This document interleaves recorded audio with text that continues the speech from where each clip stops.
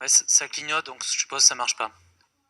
Bien, monsieur le maire, monsieur l'adjoint à la maire, cher Pierre Rabadan, je souhaiterais intervenir sur la DGS 143 relatif au dispositif Paris Sportive et sur la communication Paris Inclusive, et enfin présenter le vœu que j'ai rattaché à ces deux sujets, qui est un vœu d'actualité sur le soutien aux clubs sportifs à Paris.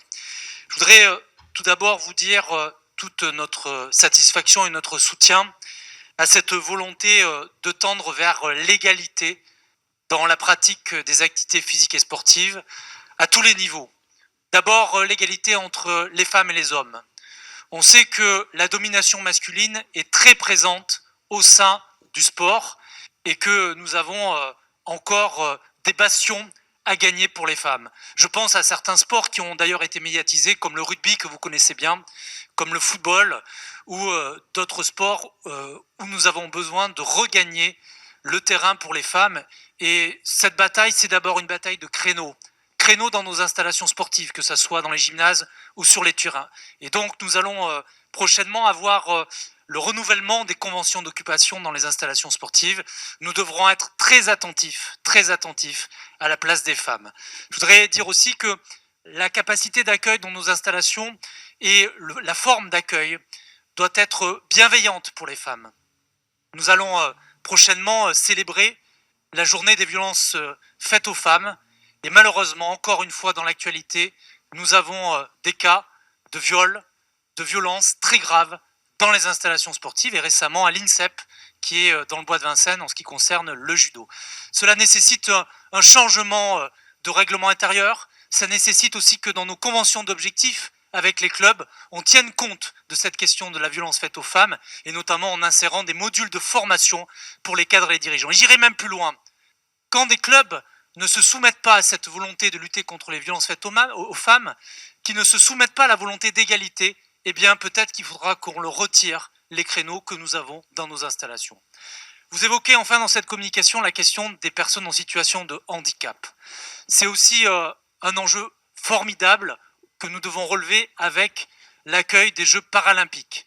D'abord, ça passe évidemment par une adaptation de nos installations sportives et un effort d'investissement pour permettre à toutes les personnes en situation de handicap d'accéder au sport, mais c'est aussi un effort de soutien au club sur un matériel qui est vraiment nécessaire et qui est adapté à ce sport, que ce soit du sport adapté ou que ce soit le paralympique. Je pense notamment à l'activité en fauteuil, comme l'escrime en fauteuil, comme aussi le cécifoot, qui nécessite aussi une place importante. C'est tout l'esprit de votre communication, et je salue le travail conjoint avec Hélène Bidard et avec Jacques Glavani sur ce sujet. Et bien sûr, en tant qu'élu au sport dans le 12e et avec la maire du 12e, Emmanuel Permarie, nous serons très vigilants et à vos côtés dans la mise en œuvre de cette communication. Le sujet que je voulais évoquer avec vous, que j'utilise un vœu, c'est la situation actuelle des clubs sportifs parisiens. Votre communication est percutée par l'actualité, permettez-moi de vous dire, puisque quand on regarde aujourd'hui la situation des clubs, 25% des licenciés en moins dans les clubs. 25%, c'est l'annonce faite par les fédérations, c'est une moyenne, mais quand on regarde un peu plus de près, ce sont les fédérations de sport adapté qui concernent des personnes en situation de cap qui sont le plus touchées. Amélie Le Fur a annoncé 72% de non-reconduction des licences dans le sport adapté. Et donc, c'est au cœur de votre communication et nous devons être très vigilants. C'est aussi bien souvent le sport féminin, le sport senior, qui est aujourd'hui victime de la fermeture de nos installations. Et dans bien des cas, les fédérations nous disent que c'est dans ce secteur-là que les licences ne sont pas reconduites. Alors, d'abord, permettez-moi de vous dire ce que demande l'ensemble des clubs, c'est une reprise de l'activité le plus rapidement possible et avec des mesures, des protocoles qui soient adaptés. Mais il faut absolument qu'on réouvre nos installations. Ça ne peut pas continuer comme ça. Nous avons des indicateurs qui sont assez positifs sur le plan sanitaire. Il faut qu'on regarde d'ici la fin du mois de décembre comment l'activité pourra reprendre.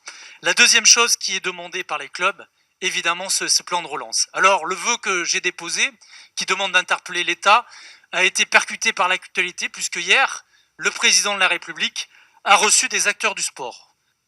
Permettez-moi de vous dire que on aurait souhaité un autre cadre.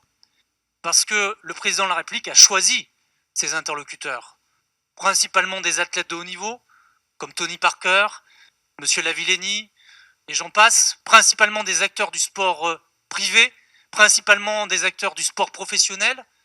Mais où sont les amateurs à part le représentant du CNOSF, Monsieur Denis Masseglia?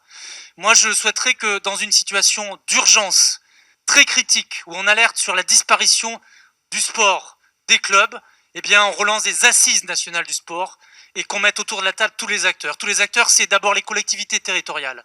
Premier financeur, donc l'association nationale des élus au sport dont vous faites partie, mon cher Pierre Abadan, aurait dû être autour de la table. Je pense aussi au corps des enseignants, les professeurs de PS qui sont en première ligne et qui aujourd'hui interviennent dans le sport. Et puis je pense à l'ensemble de ces clubs qui, d'une manière ou d'une autre, sont représentés, mais permettez-moi de le dire, pas vraiment entièrement représentés, simplement par les athlètes de haut niveau. C'est le cadre qu'il faut revoir.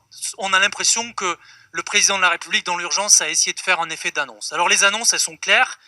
Le mouvement sportif avait demandé 800 millions, avait estimé à 800 millions le plan d'aide et de relance. Le président annonce 400 millions. Il a fait la moitié du chemin. On aurait espéré plus. Et sur ces 400 millions, il annonce 20 millions seulement pour les fédérations, alors que les fédérations avaient estimé un coût de 300 millions d'aide. Sur un autre aspect qui nous concerne directement, il parle de 5 millions pour le développement d'un passeport qui serait une réduction sur l'accès à la licence. Mais le président du CNOSF a précisé que ça serait simplement 50 € sur une licence. Permettez-moi de vous dire que dans mon arrondissement, je connais des clubs dont la licence est entre 300 et 500 €. Donc 50 € de réduction, c'est pas grand-chose. Et je me rappelle que dans l'actualité, les chasseurs avaient obtenu la réduction de moitié du permis de chasse. C'est une insulte faite aux sportifs. Je voudrais dire que nous, le groupe communiste, ce que nous proposons, c'est simple, et je conclurai là-dessus. C'est d'abord l'idée d'un plan d'urgence de rattrapage des équipements sportifs. Nous avons besoin de plus d'équipements, justement, pour aller vers plus d'égalité et accueillir à la fois le sport adapté, le handisport, les publics féminins, les publics seniors. Cela passe par un effort conséquent en infrastructures sportives. Deuxième chose, c'est un plan d'embauche des cadres d'État. Ça a été évoqué dans le passé, on n'en parle plus, mais on a besoin d'embaucher dans le monde du sportif. Enfin, sur l'aide de l'État sur la prise en charge des licences, nous proposons une prise en charge à hauteur de 50%, et c'est le cas de Reduxport, le dispositif que la ville de Paris met en place. Je terminerai en disant simplement que tout ça, ça nécessite un budget inscrit dans la loi de finances, ce qui n'est pas le cas aujourd'hui. Et ce budget, nous pensons que nous pourrions le doubler ou aller au moins vers 1% du budget de la nation consacré au sport. Je vous remercie. Merci beaucoup Nicolas Bonnet. La parole